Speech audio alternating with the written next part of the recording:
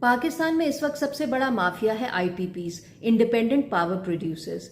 इस माफिया को कानून की पनाह हासिल है, इसीलिए हमें मजबूरन अपने बिजली के बिल्स में 30% इस माफिया को जगह टैक्स के तौर पर देना पड़ता है। ये टैक्स हम उसे देते हैं बिजली ना बनाने के लिए। फर्ज करें आपके मोहल्ले में कोई किराने की दुकान नहीं है, आप किसी और मोहल्ले के दुकानदार से कहते हैं कि आओ हमारे यहाँ दुकान खोलो, हमारा पूरा मोहल्ला मिलकर तुमसे महीने का 3 लाख रुपए का सामान खरीदेगा। वो कहता है ठीक है, लेकिन दुकान लगाने का सारा खर्च आप उठाएंगे, साथ में ये कि मैं अगर दुकान लगाऊंगा तो मेरे पास महीने में 5 लाख रुपए का सामान फरोख्त करने की कैपेसिटी होनी चाहिए। इसलिए भले आप मुझसे 3 लाख का सामान लें, मगर कैपेसिटी की मद में मुझे 5 लाख रुपए देने होंगे हर महीने।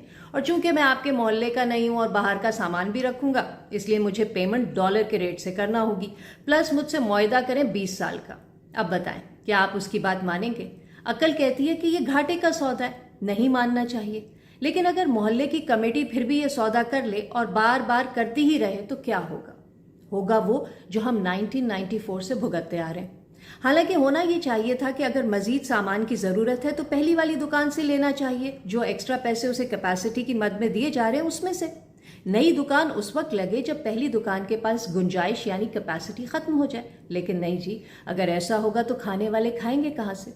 बिल्कुल यही है हमारा आईपीपीज का मसला।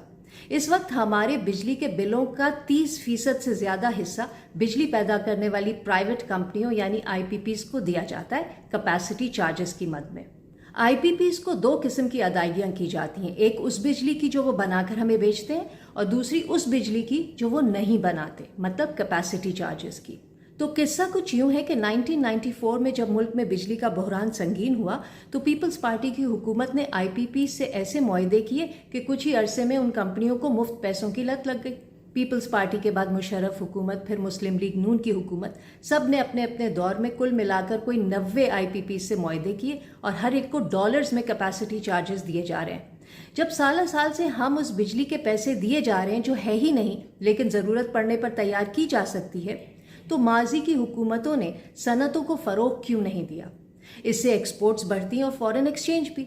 इन आईपीपीज की कैपेसिटी के मुताबिक मुल्क में सनतें लगती तो हमारा पैसा मुफ्त में किसी की जेब में ना जाता, लेकिन ऐसा हुआ ही नहीं। या फिर आईपीपीज की तादाद कम से कम रखी जाती और हर एक से उसकी फुल कैपेसिटी के मुताबिक काम लिया जाता। वो भी नहीं हुआ, क्योंकि हुकूमतों को पता था कि पैसे उनकी अपनी जेबों से तो जाने नहीं है, तो मचाओ लुट। बिजली की कीमतों का बहरान इसलिए मजीद शर्मनाक है क्योंकि हम ज़रूरत से ज़्यादा बिजली बना सकते, लेकिन उस बिजली को आवाम तक पहुंचा नहीं सकते। हमारे पास बिजली को सार्फिन तक पहुंचाने का ट्रांसमिशन सिस्टम बहुत ही पुराना, ख़राब और नाकाफ़ी है। इन तमाम आईपीपीज के पास 38,000 मेगावाट बिजली बनाने की कैपेसिटी है। हम 38,000 मेगावाट के पैसे देते हैं, लेकिन हमारे पास आवाम तक सिर्फ 18,000 मेगावाट बिजली सप्लाई करने का सिस्टम है।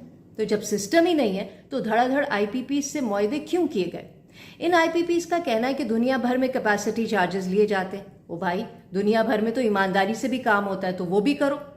सेनेट की कायमा कमेटी बराए तवानाई के हालिया इजलास में जब 90 में से सिर्फ 3 आईपीपीज के खाते खोले गए तो उनमें अरबों डॉलर की करप्शन सामने आई।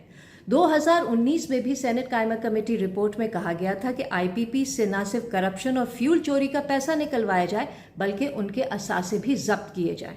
सिर्फ 5 आईपीपी से कोई 40 अरब रुपए वापस लेने की बात हुई थी। सोचे 90 कंपनियों से कितने वापस आएंगे? एक और बात ये सामने आई कि 1994 में जो 16 आईपीपीज थी उनके मालिकान गैर मुल्की थे, तो चलो डॉलर्स में अदायगी तय पाई। बाद में तो सब के सब मकामी थे, तो उनसे किस खुशी में डॉलर्स में डील हुई? इस वक्त तकरीबन तमाम आईपीपीज मालिकान मकामी सरमायादार हैं, मतलब पाकिस्तानी मईशत की कश्ती को हमारे अपने ही डबोर हैं और उन्हें कटहरे में लाने वाला कोई नहीं है। इस रवा माली साल में बिजली सार्फिन को कैपेसिटी पेमेंट्स की मद में 2000 अरब रुपए से ज्यादा देने हैं। जी हाँ, 2000 अरब रुपए हमें उस बिजली के देने हैं जो बनाई ही नहीं जाएगी, यानी आईपीपीज को पावर प्लांट बंद रखने के पैसे दिए जाएंगे। 2013 में जो कैपेसिटी पेमेंट्स 200 अरब थी वो आज 2000 अरब हो गई हैं। अंदाजा लगाएं हमारा दिफाई बजट भी इससे कम है। पूरे मुल्क का तरक्याती बजट इसका कोई 1/4 है। इसीलिए सेनेट की मौजूदा और साबका कायमा कमेटीज की राय है कि पाकिस्तान में जब तक आईपीपीज हैं मुल्क में बिजली सस्ती नहीं हो सकती। ایک سیکنڈ کے لیے مان لیتے ہیں کہ فی الحال آئی پی پی ضروری ہیں، تو کبھی تو ان کے ساتھ کیے گئے معاہدے ختم ہوں گے۔ 1994 میں جو 16 آئی پی پیز لگی ان پر لاگت آئی 60 ارب روپے، وہ اب تک 400 ارب سے زیادہ کما چکی ہیں، پھر بھی ان کے معاہدے ایکسٹینڈ ہوئے چلے جا رہے ہیں۔ توانائی کے متبادل ذرائع سستے کیوں نہیں کیے جاتے؟ دوسرا، کیا آئین پاکستان میں ایسی کوئی شک نہیں ہے جو کہے کہ حکومتوں کے عوام مخالف فیصلوں کو چیلنج کیا جا سکتا ہے؟ موجودہ صورتحال اگر نیشنل ایمرجنسی نہیں ہے تو اور کیا ہے؟ اربوں روپے کمانے والی آئی پی پیز کوئی انکم ٹیکس بھی نہیں دیتی۔ نوکری پیشہ لوگ 35% انکم ٹیکس دیتے ہیں، یہ کمپنیاں کچھ نہیں دیتی، ان کے معاہدوں میں ہی انکم ٹیکس کی چھوٹ دی گئی ہے۔ اسے کہتے ہیں سیٹھوں کی لاٹری لگنا۔